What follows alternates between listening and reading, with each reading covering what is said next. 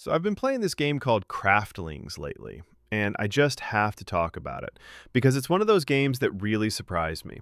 You know when you stumble upon something on Steam and you're not quite sure what to expect, but then it just clicks with you? That's exactly what happened here. Craftlings is basically a strategy management game where you're in charge of these adorable little creatures called craftlings. And here's the thing that made me laugh right from the start. These guys are described as hardworking bunglers. They're trying their best, they really are. But without your guidance, they'd probably just walk off the nearest cliff while attempting to build something. It's both hilarious and endearing at the same time. The core gameplay revolves around managing these little workers as they gather resources and construct buildings.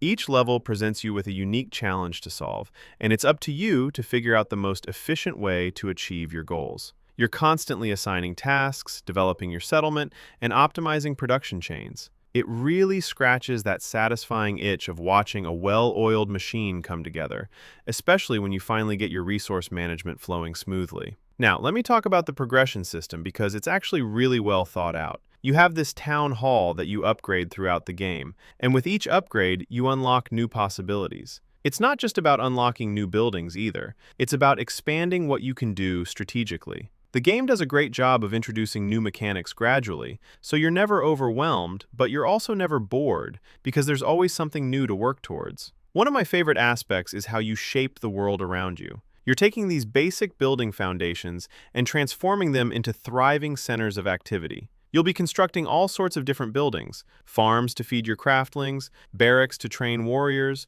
workshops to process materials. The variety is impressive, and each building type serves a specific purpose in your overall strategy. What I really appreciate is that the game doesn't just hand you a standard build order. You need to think about what your current level requires and adapt accordingly. The resource gathering system is surprisingly deep. You're collecting local materials, and the types of resources vary depending on the biome you're in. You assign your craftlings different roles: lumberjacks to chop wood, stonemasons to gather stone, miners to dig up ore, warriors to protect against threats. What's clever is that you can quickly switch their professions based on what you need at any given moment. So, if you suddenly realize you need more stone than wood, you're not stuck waiting. You just reassign some of your lumberjacks and boom, problem solved.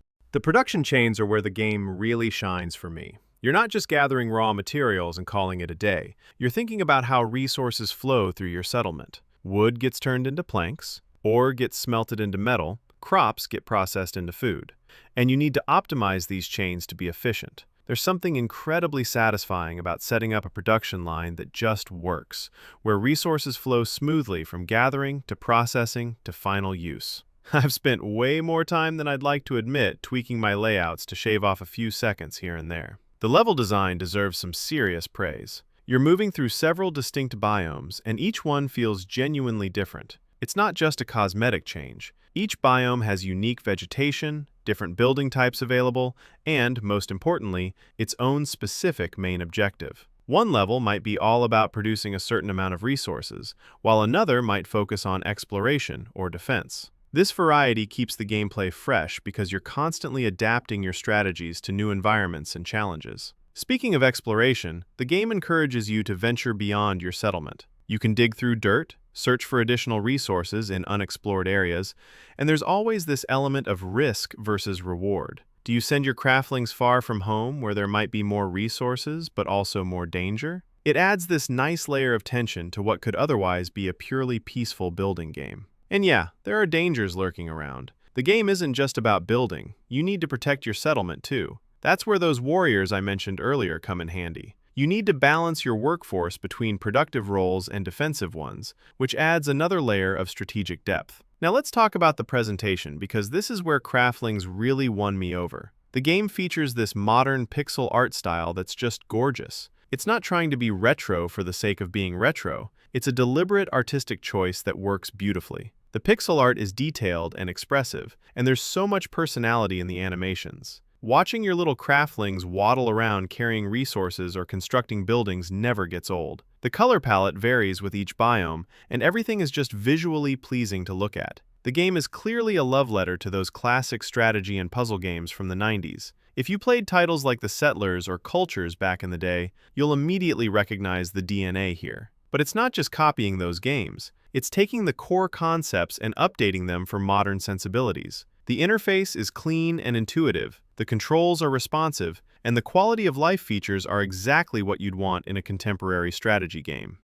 I have to mention the audio design because it contributes so much to the overall experience. The music is genuinely calming and relaxing. It's the kind of soundtrack that helps you get into that meditative flow state where hours can pass without you realizing it. The sound effects have this humorous quality to them, little squeaks and boinks and cheerful noises that make you smile. It all combines to create this incredibly cozy atmosphere. The whole vibe of Craftlings is just pleasant. It's not stressful or anxiety-inducing like some management games can be. Yes, there are challenges and objectives to complete, but the game never feels punishing. It's more about experimentation and finding solutions than about failing and starting over. This makes it accessible whether you're a veteran of the genre or completely new to this style of game. Now, I should mention that Craftlings is a single-player experience. There's no co-op mode, so you won't be managing Craftlings with a friend.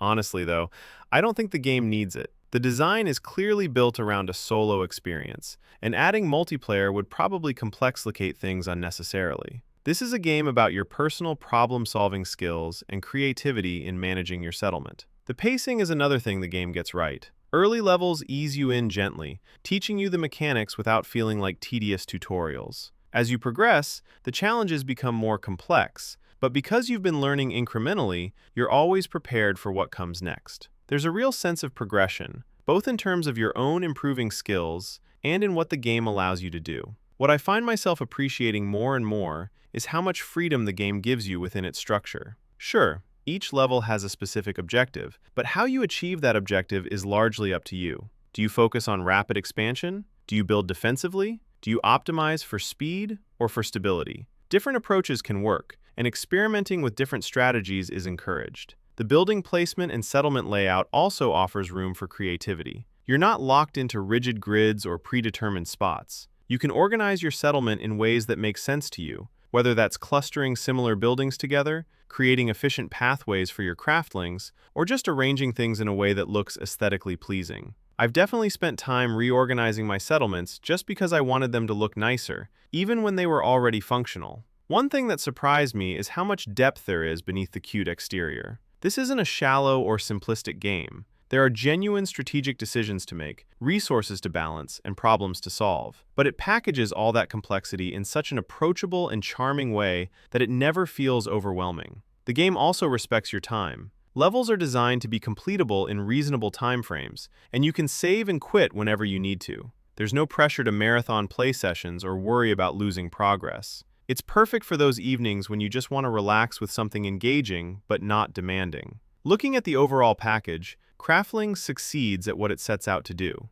It's a thoughtful, well-crafted strategy management game that balances accessibility with depth, challenge with relaxation, and nostalgia with modern design. The pixel art is beautiful, the gameplay is satisfying, and the whole experience just feels good. Whether you're someone who grew up playing 90s strategy games and wants that hit of nostalgia, or you're new to the genre and looking for a welcoming entry point, Craftlings delivers. It's one of those games that reminds you why you love gaming in the first place. Not because it's chasing trends or trying to be the biggest thing, but because it's a carefully crafted experience made with clear passion and attention to detail. If you're even remotely interested in strategy, management, or puzzle games, you owe it to yourself to give Craftlings a try.